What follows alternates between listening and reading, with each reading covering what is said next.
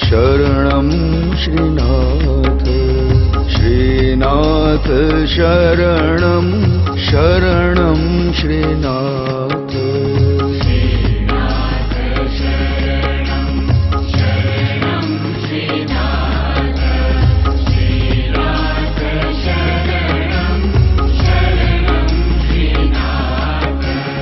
श्रीनाथ शरणं शरणं श्रीनाथ श्रीनाथ शरणं शरणं श्रीनाथ श्रीनाथ शरणं शरणं श्रीनाथ श्रीनाथ शरणं शरणं श्रीनाथ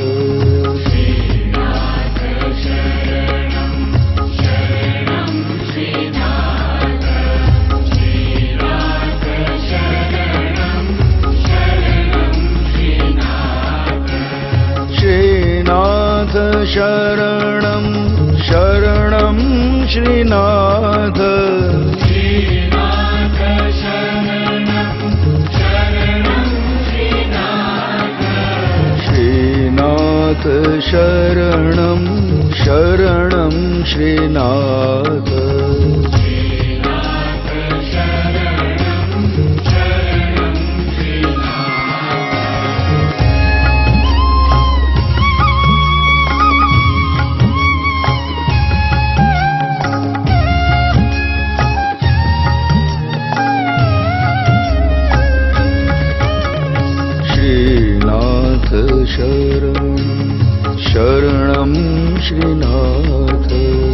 श्रीनाथ शरणं शरणं श्रीनाथ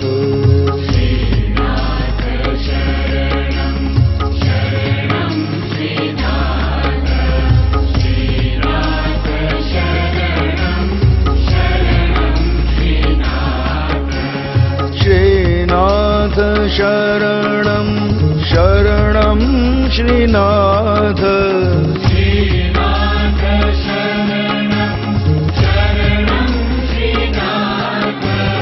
श्रीनाथ शरणं शरणं श्रीनाथ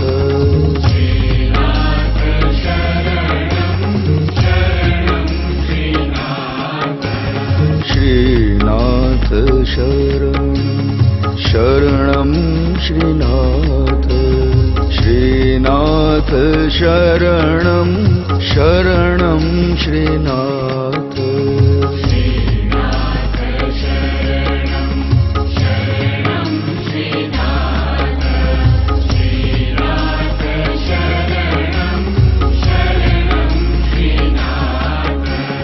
श्रीनाथ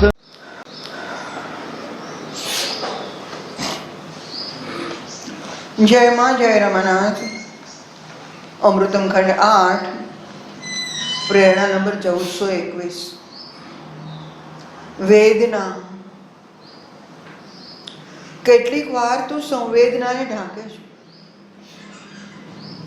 તારા દ્વાર બંધ કરી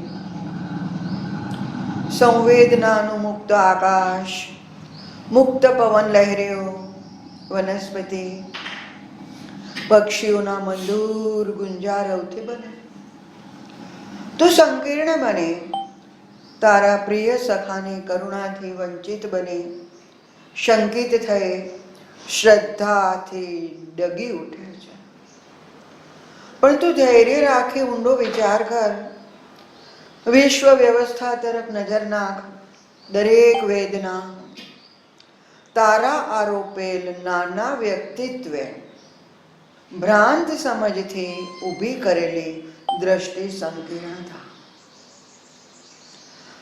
તારા બંધુના વિધાનમાં ભૂલ નથી, આત્યંતિક કારુણિકને કરુણા ક્ષતિ નથી।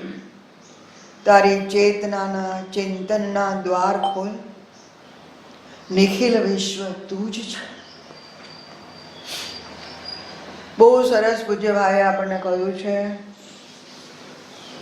આપણા જાગતિક જીવનથી, સપાટી પરના જીવનથી ઊંડે ઊંડે સુધી ભાઈ લઈ જાય. શરૂઆત આપણાથી જ કરે છે. આપણે જે જોઈ શકીએ, વિચારી શકીએ ત્યાંથી કરીને ભાઈ એવા ડેપ્થમાં ખેંચી જાય. ભાઈ જ કરી શકે.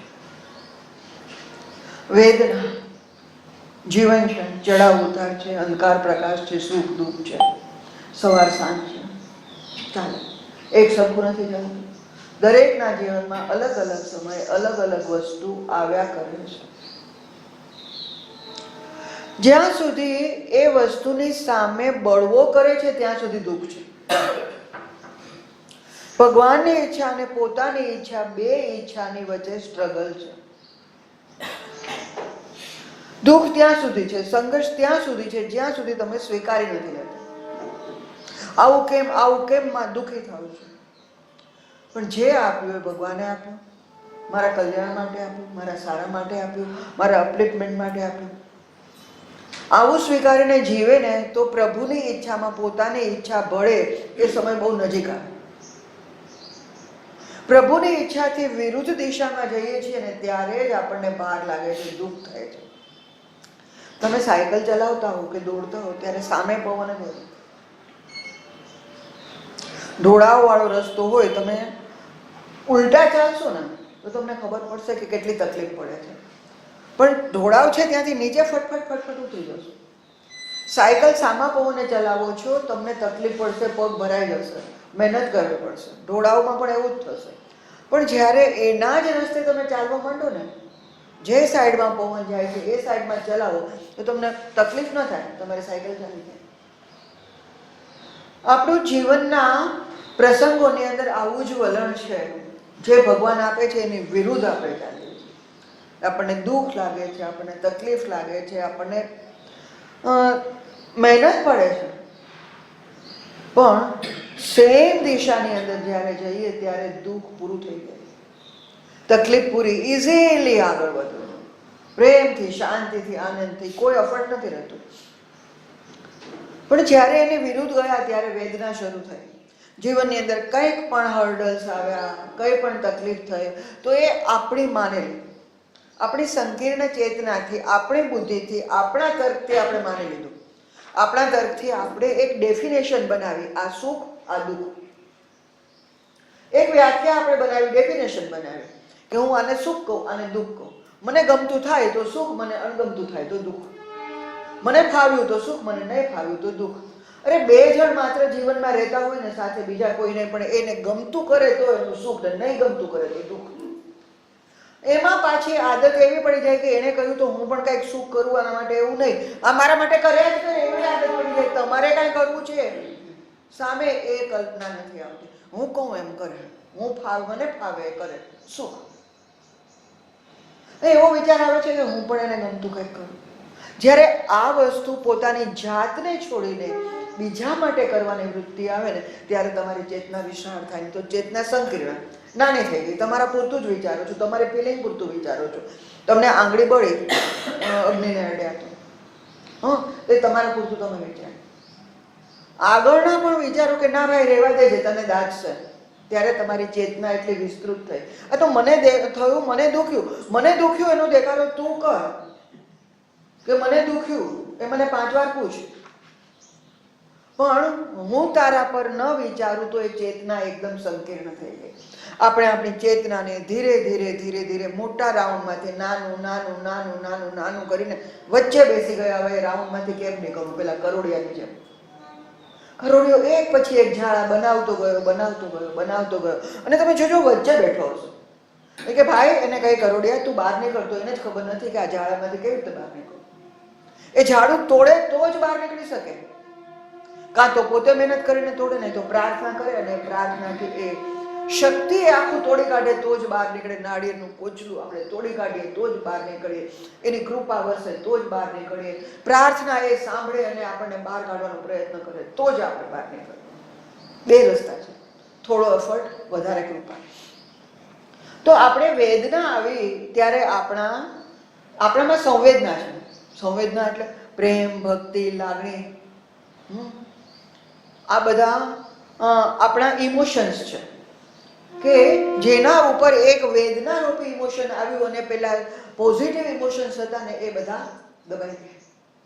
કઈ તકલીફ આવી, શારીરિક આવી, માનસિક આવી, સામાજિક આવી, કંઈ પણ આવી, જેને કારણે આપણામાં પ્રેમ હતો, લાગણી હતી, કરુણા હતી, બીજાની અંદર સારું જોવાની વૃત્તિ હતી, એ બધી પેલી વેદનાની નીચે દબાઈ ગઈ. વેદના એટલી બધી ઊભી થઈ ગઈ કે પેલી બધી વસ્તુઓ આપણામાં અંદર હતી એ દબાઈ ગઈ. તો તે શું કર્યું? આ વેદનાએ તે મારી સંવેદના અમારામાં જે હતી એના દ્વાર બંધ થઈ ગયા. માત્ર બચી વેદના, હવે સંવેદના તો જતી રહી. તો સંવેદનામાં શું છે? મુક્ત આકાશ છે, મુક્ત પવનની લહેરીઓ છે આપણી સંવેદનાઓ. અને ભગવાને આપેલી આપણા માટેની કૃપા કરીને કૃપા વર્ષા રૂપે આનંદના અલગ અલગ જગ્યાએના અલગ અલગ તત્વો અને લાગણીઓ. તો આપણી સંવેદના હતી એ આ બધું અનુભવી શકતી હતી. મુક્ત આકાશ, મુક્ત પવન લહેરીઓ, આ કેટલો સરસ પવન હતો, બંધન નથી, મુક્ત આકાશ નીચે બેઠા છીએ, પક્ષીઓનું મધુર ગુંજારો કલબલાટ કરતો હોય, આંખો બંધ કરીને બેસી રહો ને, અરે અસીમને તમે ત્યાં ને ત્યાં સ્પર્શી લો, તમારું મન, તમારું ચિત્ત એમાં ચોટી જાય ને. સીમમાંથી અસીમ તરફ પ્રયાણ, બોર્ડરમાંથી બોર્ડરલેસ તરફ પ્રયાણ. જ્યારે તમે આ વસ્તુને ભૂલી જાઓ ને ત્યારે શું થાય ખબર છે? એક સંકીર્ણતા.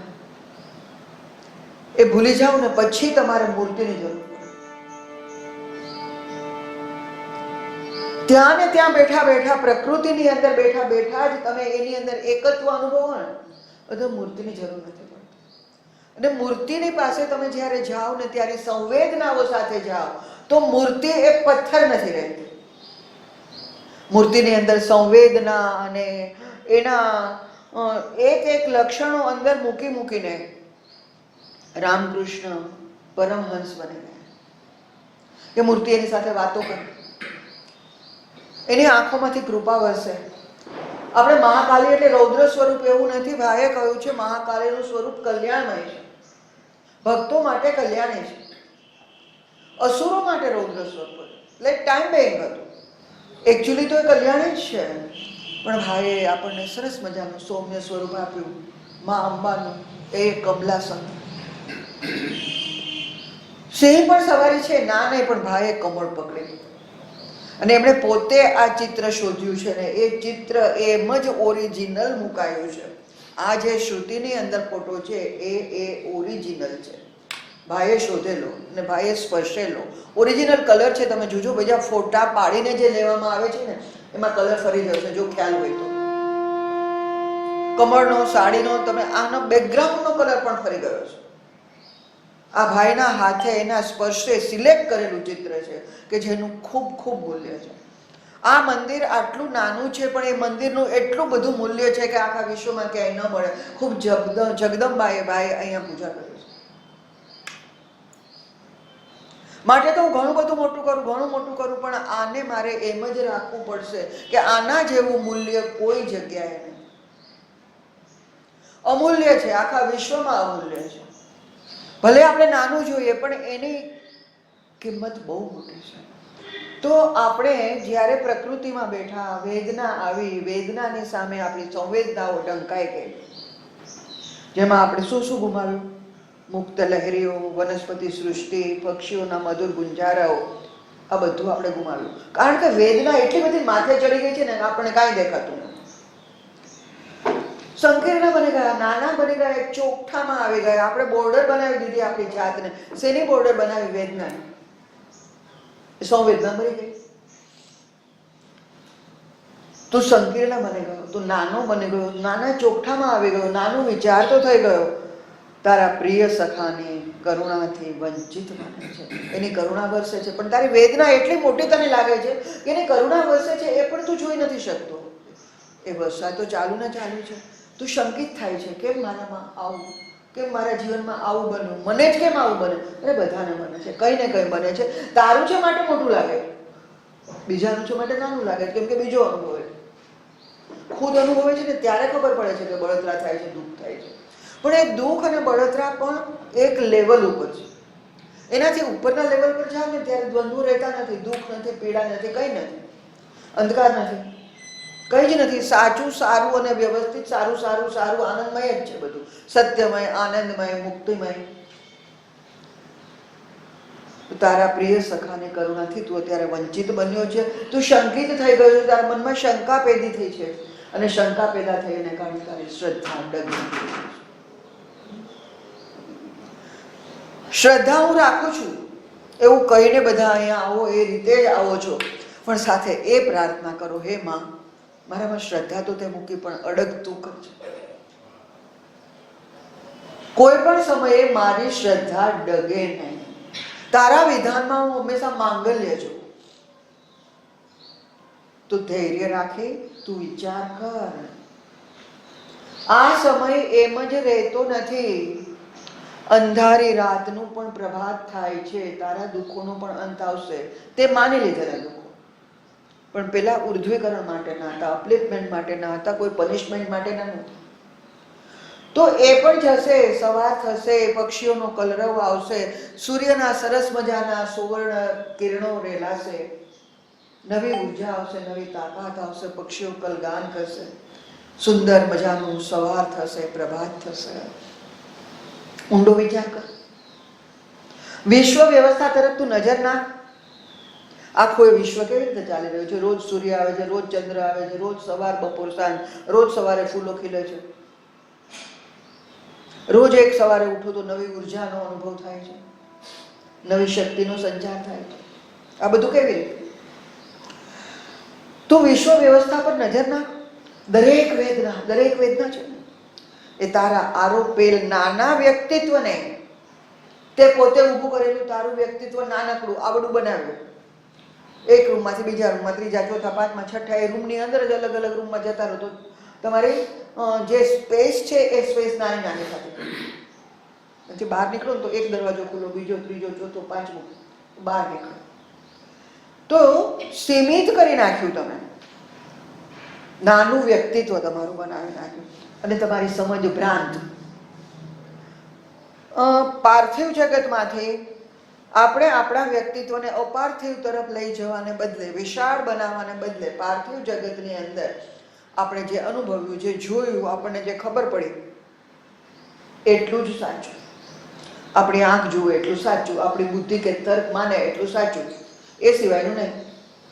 પણ આપણે નથી જોયું એવું સ્વીકારીએ કે આપણી દ્રષ્ટિ મર્યાદા છે. આપણને સ્પર્શ નથી મળ્યો, આપણને દ્રષ્ટિ નથી મળી, આપણને બુદ્ધિ કે તર્ક નથી મળ્યા, આગળ પાછળનું જોઈ નથી શકતા. પેલા ઘુવડને જેમ બોલ્યા કરીએ બેઠા બેઠા કે સૂર્ય ઉગતો નથી, એને નથી જોયું, અંધકાર જોયો છે. હવે એને કેમ સમજાવું કે આપણે બધાએ તો સૂર્ય જોયો છે, સૂર્ય છે, પણ એ ના પાડશે કે નથી જોયું. તો આપણી ચેતના પણ એવી કે ઉર્ધ્વ જગત, ભાવ જગત આપણે નથી જોયું, માટે નથી. આટલું જ છે.